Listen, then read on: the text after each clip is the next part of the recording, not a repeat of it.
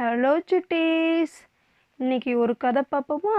எல்லாரும் வீட்டில் தானே இருக்கீங்க. நான் ஒரு கதை சொல்கிறேன், கேட்குறீங்களா? ஒரு ஊரில் பரமசிவன் தாத்தான்னு ஒருத்தர் இருந்தாராம். அவர் ரொம்ப நல்லவராம், பெரிய பணக்காரராம், நிறைய வீடு வச்சுருந்தாராம். ஆனால் அவருக்கு என்னென்னா பொய் சொல்கிறது பிடிக்கவே பிடிக்காதான். அதே ஊரில் கந்தன் ஒரு சின்ன பையன் இருந்தானாம். அவனோட அம்மா அப்பா சின்ன வயசுலேயே இறந்துட்டாங்களாம். அதனால அவன் சாப்பிட்றது கூட வழி இல்லாமல் ரொம்ப கஷ்டப்பட்டானான். அதை பார்த்த அந்த தாத்தா என்ன பண்ணாராம், அந்த பையனை அவங்களோட வீட்டுக்கு கூட்டிகிட்டு வந்துட்டாராம். அவனுக்கு சாப்பாடெலாம் கொடுத்தாராம்.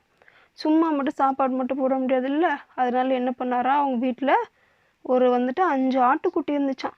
அந்த ஆட்டுக்குட்டியை மேய்ச்சிட்டு வர சொல்லி அனுப்புனாராம். அந்த காலத்தில் தான் ஸ்கூல்லாம் இல்லை, அதனால அவன் ஸ்கூலுக்கு அனுப்பலை. அதனால அவன் என்ன பண்ணாரான், அந்த தாத்தா ஆட்டுக்குட்டியை மேய்ச்சிட்டு வர சொல்லி அவனை அனுப்புனாரான். அவனும் காலையில் எந்திரிச்ச உடனே போய் ஆட்டுக்குட்டியை மேய்ச்சிட்டு சாயந்தரம் வீட்டுக்கு வந்துடுவானான். அது மாதிரி ஒரு 2-3 நாள் போயிட்டு இருந்தானான். அங்கே ஆடு மேய்க்க போகிற இடத்துல அவனுக்கு ஒரு ஃப்ரெண்டு இருந்தானா. அவன் பேர் ராமனா. 2 பேருமே ஆடு மேய்க்க போகும்போது விளையாண்டுட்டே இருப்பாங்களாம். ஆடை மேய்ச்சிட்டு ஈவினிங் வீட்டுக்கு வந்துடுவாங்களாம். அப்போது ஒரு நாள் ராமன் ஒரு புது ட்ரெஸ் போட்டு வந்திருந்தானா. அதை பார்த்த கந்தனுக்கு அந்த ட்ரெஸ்ஸை பார்க்கவும் ரொம்ப ஆசையாக இருந்துச்சான். ராமன்கிட்ட போய், நீ எங்கே இந்த ட்ரெஸ் எடுத்த, ரொம்ப நல்லா இருக்கே, உனக்கு காசு ஏது அப்படின்னு கேட்டானா கந்தன். அதுக்கு ராமன் சொன்னானா, எனக்கு புது ட்ரெஸ் போடணுன்னு ரொம்ப ஆசை. நான் கிழிஞ்ச ட்ரெஸ்ஸாக தானே வச்சுருந்தேன், அதனால எனக்கு புது ட்ரெஸ் வாங்கணும்னு ரொம்ப ஆசைப்பட்டேன்னா, அதனால கொஞ்சம் கொஞ்சமாக காசு சேர்த்து வச்சு இந்த ட்ரெஸ்ஸு வாங்கினேன் அப்படின்னு ராமன் சொன்னானா. உடனே கந்தன் எவ்வளோ ரூபாட அந்த ட்ரெஸ்ஸு அப்படின்னு கேட்டானா. அவன் சொன்னான் 50 ரூபா இந்த ட்ரெஸ்ஸு அப்படின்னு சொன்னானா ராமன். கந்தனுக்கும் ஆசையாக வந்துச்சான், நம்மளும் இது மாதிரி ஒரு ட்ரெஸ் போடணும் ரொம்ப ஆசைப்பட்டானா.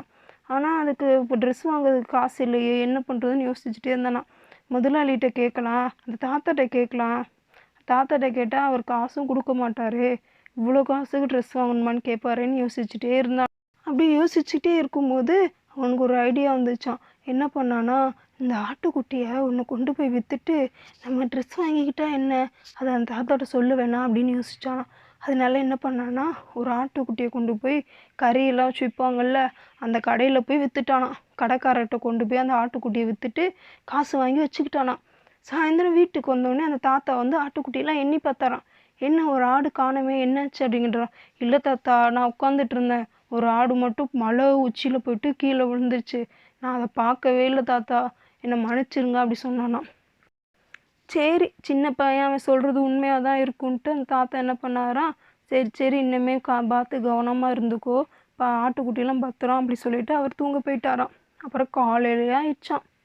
காலையிலே ஆனோடனே வீட்டு வாசலில் ஆடு கத்துற மாதிரி சத்தம் கேட்டுச்சான். இந்த தாத்தா எந்திரிச்சு பார்த்தாராம். பார்க்கும்போது ஒரு ஆட்டுக்குட்டி நின்று கத்திட்டு இருந்துச்சான்.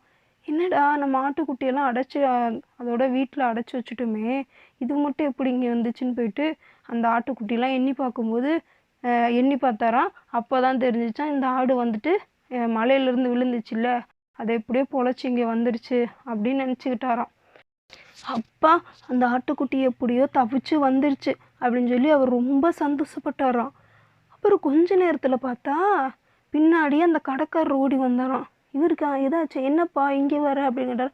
இல்லை, இந்த ஆட்டுக்குட்டியை நேற்று கந்தன் என்கிட்ட விற்றுட்டு போனான், ஆனால் நான் அதை அடைச்சி வச்சுருந்தேன், அது பார்த்தீங்கன்னா அது அங்கேருந்து அவுத்துக்கிட்டு இங்கே வந்துருச்சு அப்படி சொல்லி அந்த தாத்தாட்ட அவன் சொன்னானா. என்ன சொல்கிற, கந்தனா அப்படி சொல்லிட்டு கந்தன்னு கூப்பிட்டாரான். அவன் அங்கேருந்து என்னங்க தாத்தான்னு சொல்லிக்கிட்டே வரும்போதே அந்த கடைக்காரரை பார்த்துட்டானா. பார்த்தோன்னே பயந்துக்கிட்டே தலையை குனிஞ்சிக்கிட்டே நின்னானா. அப்போ உடனே அந்த கடைக்காரர் ஆமாம், இந்த பையன்தான் என்கிட்ட இந்த ஆட்டுக்குட்டியை விற்றான் அப்படின்னு சொன்னாராம். அப்படியே அந்த தாத்தா கேட்டாராம், நீ தான் அவன்கிட்ட போய் இந்த ஆட்டுக்குட்டியை விற்றையான்னு. உடனே அவன் ஆமான்னு சொன்னானா. உடனே தாத்தாவுக்கு கோவம் வந்துச்சான்.